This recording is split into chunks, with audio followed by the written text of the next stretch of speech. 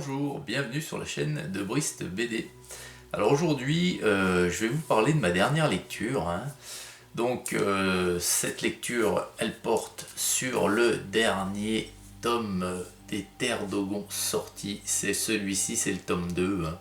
Il est sorti le 23 mars, donc moi pour ma part, je l'ai eu vendredi dernier, je l'ai lu ce week-end. Et je vais pouvoir vous livrer mon avis, mon analyse et vous raconter un petit peu l'histoire de ce qui se passe dans ce superbe tome. Alors, il est de Nicolas Jarry, Sierra et Nanjan. Donc Jarry au scénario, Sierra au dessin et Nanjan à la couleur. Donc, c'est le tome 2, comme je viens de vous le dire. Donc c'était un petit peu la confirmation ou pas de ce super premier tome que je vous avais présenté, qui était Zul'Kasai pour le premier tome.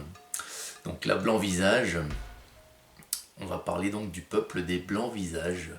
Alors, plus particulièrement d'Itomé, qui est ici, c'est la jeune fille Itomé.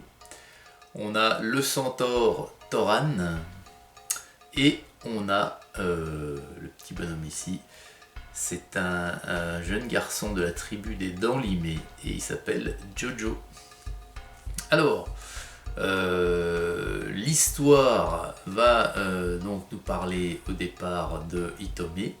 Donc Itomé, l'histoire commence, elle est poursuivie par une partie de la tribu des Dents Limées, donc la tribu de Jojo. Et la tribu des Dents Limées, les Dents Limées, ils ont à l'esprit qu'en mangeant la chair des Blancs Visages, en fait ce sont des cannibales, et bien que les esprits leur accordent toutes sortes de choses, donc ça leur donne de l'énergie, ça les rend plus forts, moins peureux, etc. etc.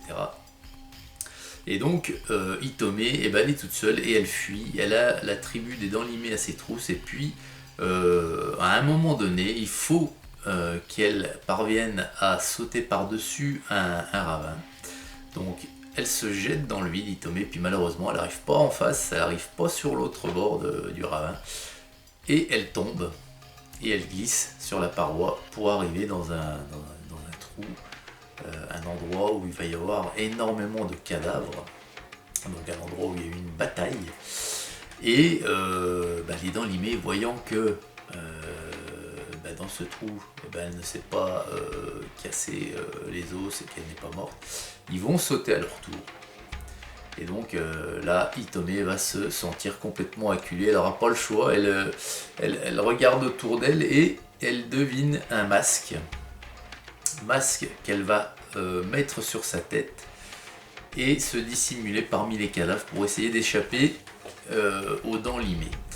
Et ce qu'elle ne sait pas, Itomé, c'est qu'en mettant ce masque, elle réveille un esprit d'un sorcier puissant, un esprit malfaisant, qui va certes sur le coup la sauver en tuant tous les Dents Limées, mais elle va payer cher cette association entre elle et l'esprit, et donc le masque. Dans la suite de l'aventure, on va découvrir tout ça. Donc elle va rencontrer Jojo, qui est un jeune Dents Limées, qu'elle va sauver, grâce au masque toujours. Et à chaque fois qu'elle se sert de ce masque, elle a un lourd tribut à payer. Et puis, elle doit donc aller dans un autre pays, Itomé, pour justement rompre le lien avec ce masque. Sinon, le masque, donc l'esprit, va lui dévorer son âme, et en échange de tous ses services, il va se payer comme ça en prenant l'âme d'Itomé. Donc sur ce chemin, de loin, la suit Thoran, le centaure, qui les centaures qui sont un petit peu les protecteurs de la tribu des Blancs Visages, qui sont très pacifistes à la base comme tribu. Et déjà les centaures protègent les Blancs Visages des Dents Limées à l'origine. Et puis là, donc Thoran est dépêché par sa tribu pour protéger Itomé lors de sa quête pour aller dans ce pays étranger où justement on va lui permettre de rompre le lien avec ce masque maudit. Voilà. Donc l'histoire c'est celle-ci. Il y a encore de formidables dessins. Le scénario est super sympa, c'est très sympa à suivre. Il y a beaucoup d'action. Le dessin, donc je viens de vous le dire, est fantastique. Il y a des paysages et des décors qui sont très beaux. C'est plein de nouveautés hein, par rapport aux terres d'Aran, des décors de jungle, etc. Avec des arbres tropicaux. Enfin, beaucoup de choses qu'on n'avait pas dans les terres d'Aran au final, mais également une faune et une flore complètement différentes et qu'on découvre. Donc c'est très intéressant. Franchement, ce tome 2, ça confirme pour ma part l'impression que j'avais eue sur le tome 1. Et j'espère que ce tome 2 en appellera beaucoup d'autres.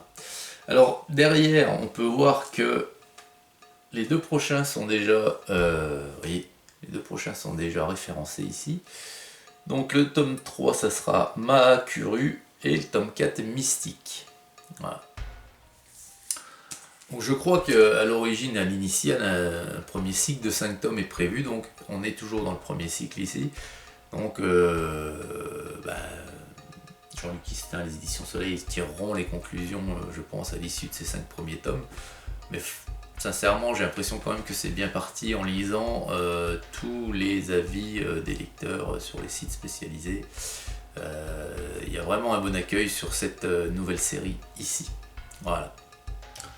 Donc Blanc Visage, voilà, Terre d'Ogon, tome 2. Bah écoutez, j'espère que cette petite vidéo vous aura plu. Je vais changer un petit peu ma façon de faire là pour vous présenter, je ne vais pas vous présenter quelques planches mais plutôt quelques vignettes. Ça évitera, ça minimisera du moins le spoil. Voilà des vignettes que je vais mettre au hasard, hein, enfin au hasard, pas dans l'ordre justement du bouquin pour pas vous donner non plus une idée du déroulement de l'histoire. Mais voilà, pour vous montrer un petit peu quelques dessins qui sont toujours très beaux. Bien voilà, écoutez, pour ma part je vous souhaite une excellente journée. Et puis je vous dis à très vite hein, pour une prochaine vidéo sur la chaîne de Brice BD. Au revoir.